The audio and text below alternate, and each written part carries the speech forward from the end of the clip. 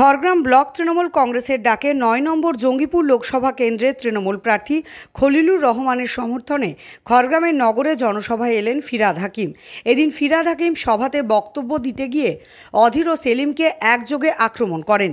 কখনো ল্যাংড়া, কখনো বেঈমান, কখনো শাহজাহান বলে কটাক্ষ করেন তিনি। পরে নরেন্দ্র মোদীর গলার স্বরের সঙ্গে সুর মিলিয়ে দাড়িওয়ালা সহ একাধিকভাবে কুরুচিকর মন্তব্য করেন প্রধানমন্ত্রীর বিরুদ্ধেও। এমনকি এদিনের সভায় ফিরহাদ হাকিমকে দেখা গেল কেন্দ্রীয় তদন্তকারী এজেন্সির বিরুদ্ধে নিজের একরাশ ক্ষোভ উগরে দিতে। সিপিএম হত্যা করেছে, আপনি প্রেস কনফারেন্স করেছিলেন যখন কংগ্রেসের নেতা ছিলেন। সেই 782 জন কংগ্রেস কর্মীর বাড়িতে আজকে আর যাবার মুখ আপনার আছে? আপনি সিপিএম এর সাথে হাত মিলিয়ে আজকে করেছেন। দুটি ল্যাংড়া একসাথে হয়েছে, একসাথে হয়ে হাত জোর করেছে এরকম ভাবে, এও ল্যাংড়া ও ল্যাংড়া, দুই ল্যাংড়া বলছে আমরা দুজনকে ধরাধরি করে যাব, আমাদের আর কোনো উপায় নেই।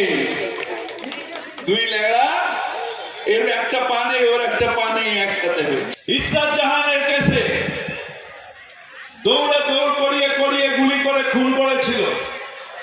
সেই কেসে অমিত শাহ 70 দিন জেলে ছিলেন, 70 দিন জেলে ছিলেন।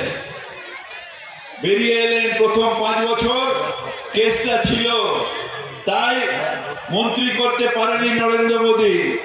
সেই 5 বছরে সিবিআই ক্লিন চিট দিয়ে দিল, বলল না না না, ওই মোটা মানুষটা কি আর হত্যা করতে পারে, তাকে ক্লিন চিট দিয়ে দিল।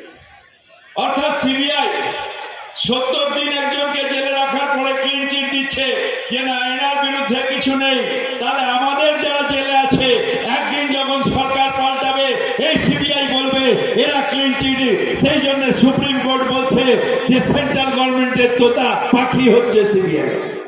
এদিন সবার শেষে ফিরহাদ হাকিমের হাত ধরে খড়গ্রাম এলাকার বেশ কয়েকজন বিজেপি পঞ্চায়েত সদস্য সহ সিপিআইএম ও কংগ্রেস থেকে প্রায় 1000 রাজনৈতিক কর্মী ও সমর্থক তৃণমূলে যোগ দিলেন।